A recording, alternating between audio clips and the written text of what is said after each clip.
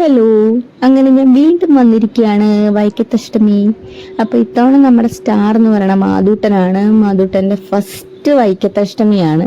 അപ്പൊ പുള്ളിക്കാരി ഇതെല്ലാം കണ്ടിങ്ങനെ അന്തം വിട്ട് നിൽക്കുകയാണ്. അപ്പോഴാണ് അപ്പുറത്തെ സൈഡിൽ നിന്ന് താലപ്പൊലി വന്നത്. അപ്പോഴേക്കും ചെണ്ടമേളമൊക്കെ കേട്ടപ്പോൾ പുള്ളി നല്ല ഹാപ്പിയായി താളം പിടിക്കാനൊക്കെ തുടങ്ങി. ചെണ്ട, ബോള്, ബാറ്റ്, അങ്ങനത്തെ സാധനങ്ങൾ, പിന്നെ പാവകള്, അതൊക്കെയാണ് ഇവൾക്ക് ഭയങ്കരമായിട്ട് ഇഷ്ടമുള്ളത്.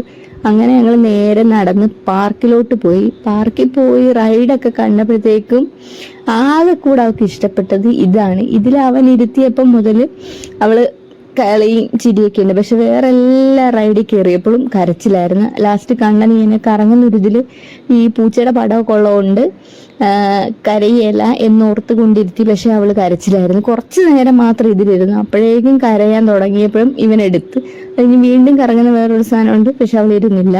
നമുക്ക് അഷ്ടമി എന്ന് പറയുമ്പോൾ അങ്ങനെയാണല്ലോ, പടിഞ്ഞാറയുടെ കൂടെ നടന്ന് പാർക്കിൽ വന്ന് പിന്നെ ബീച്ചിൽ പോയി ഫെസ്റ്റൊക്കെ കണ്ട്. അപ്പൊ ഞങ്ങള് ഒരു വൈകിട്ട് 4 മണിയൊക്കെ ആയപ്പോൾ വന്നതാണ്. ഏകദേശം ഒരു 5:30 കഴിഞ്ഞപ്പോൾ തന്നെ നല്ല തിരക്കായി. ഞങ്ങൾ എന്നിട്ട് നേരെ ബീച്ചിലോട്ട് നടന്നു പോവാണ്.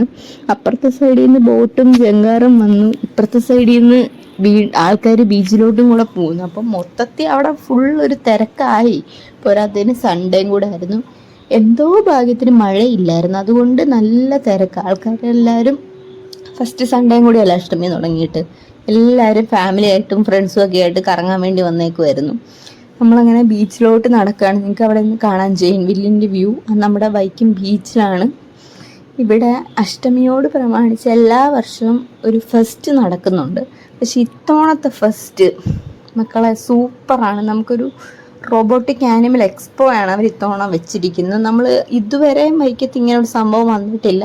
എപ്പോഴും കുറേ മൃഗങ്ങളുടെ ഇതിൻ്റെയൊക്കെ എക്സ്പോ ആയിരുന്നു അഷ്ടമിക്ക്. പക്ഷെ അതിൻ്റെ മണവും ഇതുമൊക്കെ സഹിച്ച് നമ്മൾ പോകുമ്പോഴാണ് ഗെയിംസും കാര്യങ്ങളൊക്കെ. പക്ഷെ ഇത്തവണ ഈ റോബോട്ടിക് ആനിമൽ എക്സ്പോ ആയതുകൊണ്ട് കുട്ടികൾക്കൊക്കെ ഉറപ്പായിട്ട് ഇഷ്ടപ്പെടും. എല്ലാ കുട്ടികളും ഇങ്ങനെ അവരെന്തോ സൂവിലൊക്കെ പോകുന്ന പോലത്തെ ഒരു എക്സ്പീരിയൻസ് ആണ്. ആദ്യമായിട്ട് ഇതെല്ലാം കാണുന്നുണ്ട്. നമ്മൾ മുതിർന്നവർക്കും അതുപോലെ തന്നെ. ഞങ്ങളതൊക്കെ കണ്ട് നേരെ ഗെയിംസിലോട്ട് പോയി.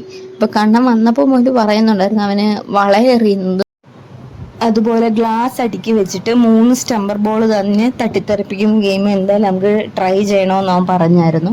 അങ്ങനെ നമ്മൾ അത് എറിഞ്ഞു, ഒന്നും കിട്ടിയില്ല. വീണ്ടും ഇങ്ങനെ അലഞ്ഞു തിരിഞ്ഞ് റൈഡുകളെല്ലാം കണ്ട് നടന്നു. ഒന്നിനും കയറാനൊന്നും പോയില്ല, മാതൂട്ടനുള്ളതുകൊണ്ട് ഒന്നിനും കയറിയൊന്നുമില്ല. അങ്ങനെ വീണ്ടും അലഞ്ഞു തിരിഞ്ഞ് ആ ഗെയിമിൻ്റെ അവിടെ എത്തി. 3 സ്റ്റംബർ വാങ്ങി എറിഞ്ഞു, ഒന്നും കിട്ടിയില്ല. വീണ്ടും വാങ്ങി എറിഞ്ഞു, ഒന്നും കിട്ടിയില്ല.